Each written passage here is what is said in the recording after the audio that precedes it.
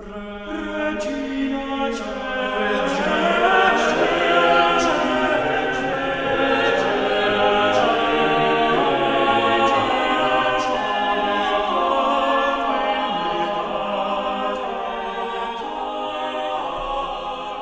I'm Paul Holland. This is Lockdown Learning. Welcome to another session in which we explore a particular theme of art history and culture.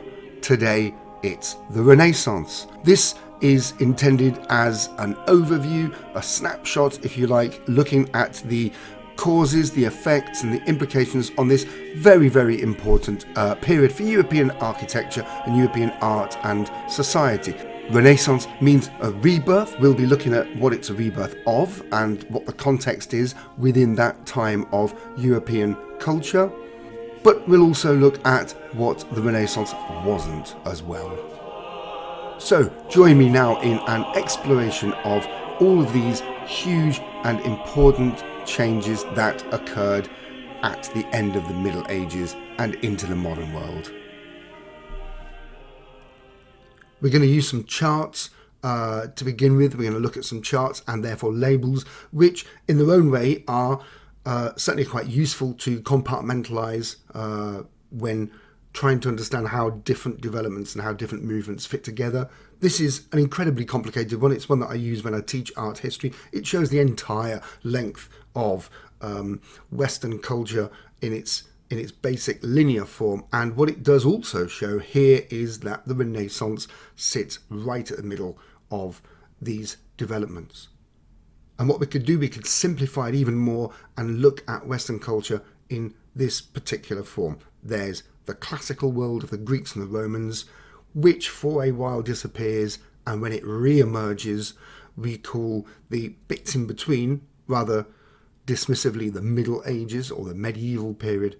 And then what happens just at this point when the classical culture comes back, that's a rebirth, and that's why we call the Renaissance the rebirth. It's the rebirth of classical ideas and ideals.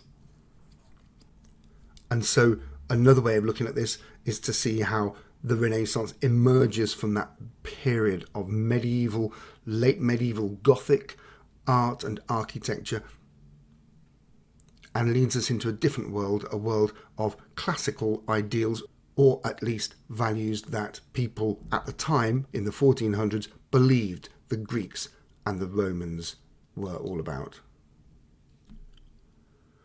And as you can see from the Renaissance, we then begin to see similar movements and styles that come out of the Renaissance that are based still on classical ideals, and are slightly different. We've got Mannerism and then later Baroque, and you can find out all about these by looking at another video that I made about Baroque architecture.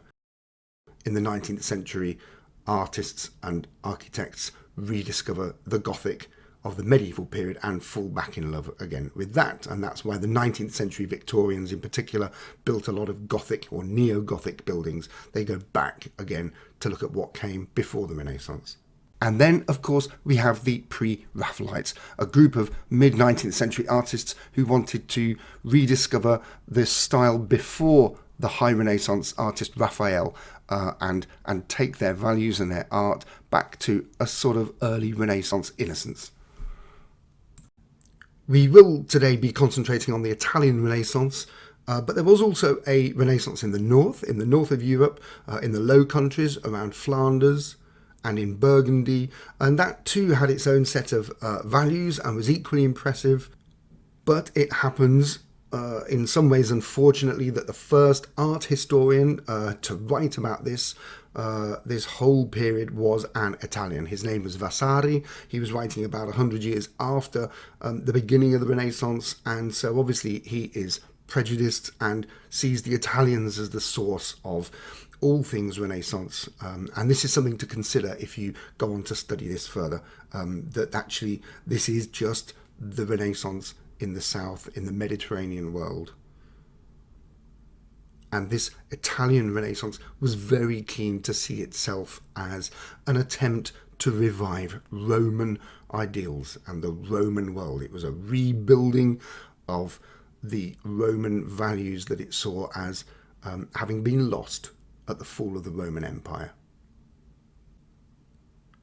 And even if we do accept that there was a Northern Renaissance, we really can't ignore the fact that some very important changes were definitely affected by Italians living particularly in this very vibrant city in the Republic of Florence.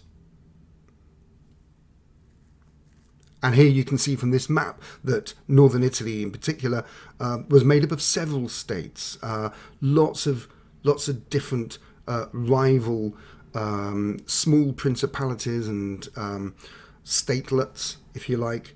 And so that's why we also have other centres, as well as Florence. We see Renaissance ideas developing in Venice and in Rome and in Mantua. And the existence of many small states perhaps vying with each other, that might go some way to explain why the Renaissance happened here as well. Perhaps one might argue that small states create competition. There's a lot of dynamism amongst them, and that this generates a certain amount of societal change and artistic endeavour. That's for you to think about. But it's certainly true that also in the north, if you look at a map of Flanders at the time, you can see as well it's not dominated by one large state. These are small principalities which almost thrive on competition and competitiveness, which might be one of the factors behind the Renaissance developing here. Now, the Roman influence is clearly seen in the way that Florence and the Florentines modelled themselves on the Roman Republic. They saw themselves as a new version, a reincarnation, if you like, of the Roman Republic, and looked at that period of history as a model for their young, dynamic and vigorous society and political culture. And so there's definitely a connection with ancient Rome on that front. But there's also another factor that's important in Florence and perhaps in the north of Italy generally, and that is that there's a growing middle class, and there has been for a while, and there is therefore more money around, and the banking system is relatively well developed compared with other parts of Europe. And with more money comes aspiration, and with aspiration comes the desire to show off. You embrace the latest fashions to show off your wealth and your taste. And the bankers too begin to develop new buildings. Particularly, we can see here with the Medici family. This family becomes effectively the rulers of Florence, and this building in particular triggers off a design in banking building that dominates Europe, certainly dominates Florence to begin with and Italy, and then becomes the norm, if you like, for a large public come private civic building to do with banking and to do with power effectively. And if you look at this building, you can see, yes, there are seats down the sides for clients to wait. There's an inner courtyard for the authorities to receive their customers.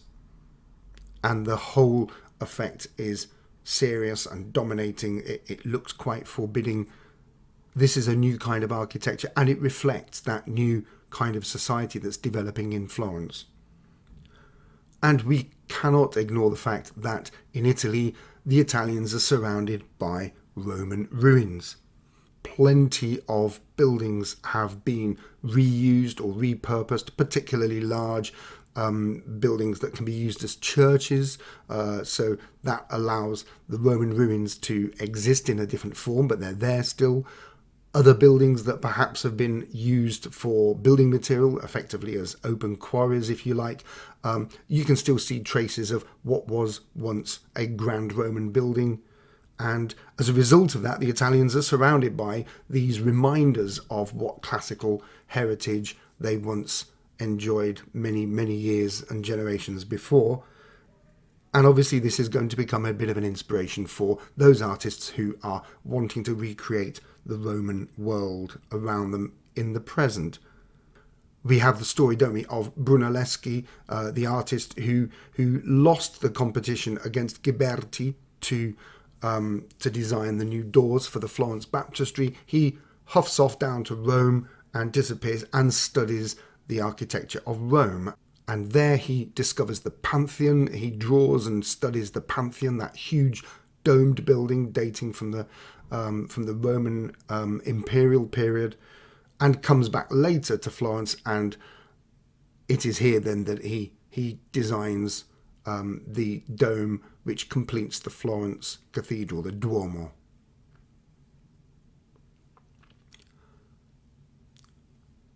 And perhaps we should also admit that the medieval Gothic style never quite took off in Italy. Or at least it did, but it's quite different from the Northern European style. There's less verticality. The Italians quite enjoyed employing much more horizontality and, in some respects, much more classical repose and classical proportions.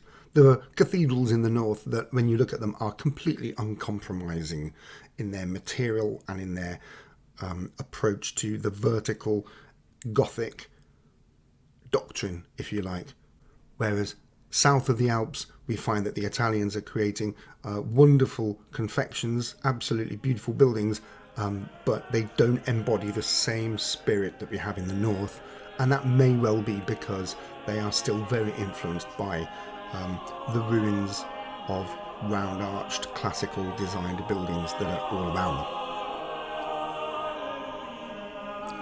These pictures, however, do also remind us of another very important fact regarding the Renaissance, and that is what it wasn't. It wasn't a repudiation of Christianity.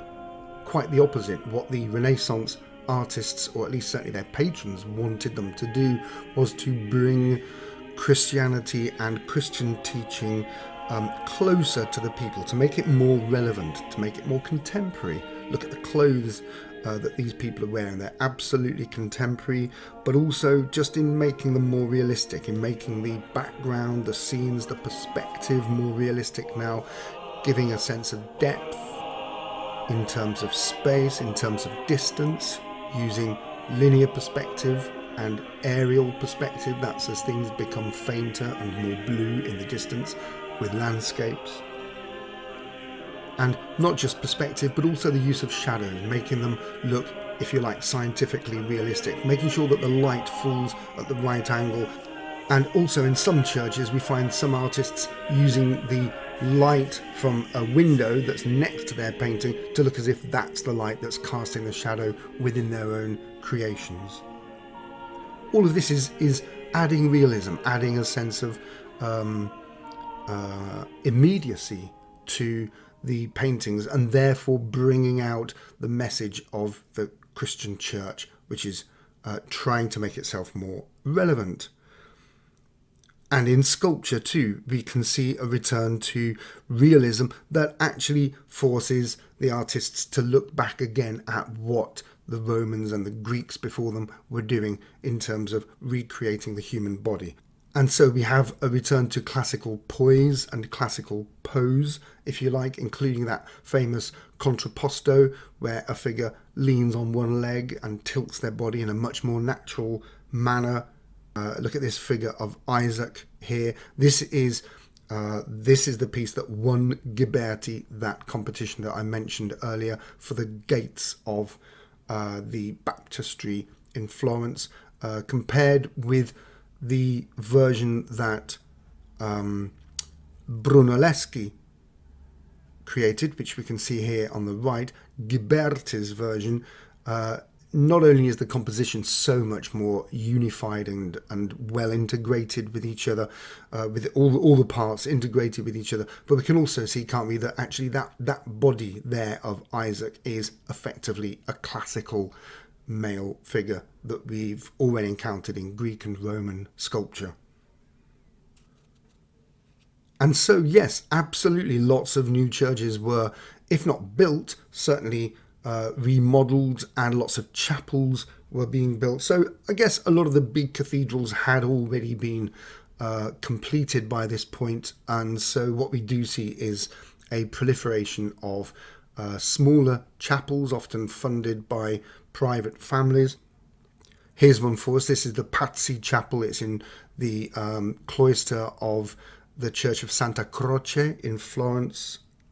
And it's an interesting one to look at because it was built in exactly the same year as this magnificent Gothic building in Nuremberg. These two are often compared, partly because they are from the same year.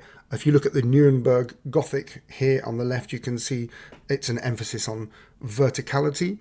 The columns don't even have capitals. They simply disappear up into the ribs of the vaults. The vaults disappear into shadows. Humans standing below, looking up into it, lose themselves. That's the idea, that mankind loses himself into the heights and the depths of this forest of columns. And it's all about the mystery of the universe and of God's universe. Now look at what Brunelleschi was doing here in the Pazzi Chapel. It's all very graspable, if you like. You can understand the building by standing in the middle, looking around, and everything is evident and clear. You can see the shapes involved. It's simple, it's airy, it's light, and it's of a human scale, and that's also very important as well. With regard to the shapes involved, well, they're very simple, basic elements. They certainly don't do what happens in the Gothic church on the left, where everything seems to disappear and become entangled in a forest of shadows, and you can't quite work out how it all fits together. In this one here, the Pazzi Chapel, all of the shapes are very, very straightforward. Circles, semicircles, verticals, horizontals. Simple, basic elements that are brought together in proportion and at a human scale. Perhaps we could look at this chapel actually as a kind of built representation of this most famous image, which perhaps of all images is the one that most symbolises the Renaissance. Here's the famous Vitruvian Man by Leonardo da Vinci. What's going on here? Why is it the Vitruvian Man? Well, this is a reference to Vitruvius, the Roman writer who wrote a long treatise, De Architectura, all about building and architecture and style. And one of the things that he mentions very clearly is the sense of proportion and scale, and that the human body should be, if you like, the measure to which we should build our buildings, or at least to reflect the scale of our buildings by. And therefore the human body in Da Vinci's drawing here, the proportions and the symmetry within that shape of the circle, and then the square superimposed as well, all of these things reflect the divine proportion of the human body, and therefore the beauty of the human body and its connection with the shapes of basic geometry that we have in the universe. So it's a reflection of the universe as well. These are complicated ideas here, and they're not easy to get your head around, but certainly there's the sense now that mankind and the human body is at the centre of the universe. That doesn't mean that God's not there. It actually means that God's creation of humans is a reflection of his divine creation of the entire universe. And by using geometrical basic shapes of triangles and horizontals and circles and verticals, the artist can bring all this together to reflect that new concept of the divine universe. So there we go. That was a very simplified analysis of Renaissance values, but I do hope that it goes some way to explaining this phenomenon that really fundamentally changed how Europe thought about itself and about the universe, and the way that it saw the way forwards and laid down the foundations then for the modern world. Ultimately, it sought to put humans at the heart of things, and in many ways, obviously, the Renaissance would then naturally lead on in the 18th and 19th centuries to the Enlightenment and to the scientific revolution. good. And if that was of any interest to you, then please like and subscribe or leave a nice comment. And I hope that you find something else of interest to look at in my playlists. In the meantime, thank you so much for watching, and goodbye.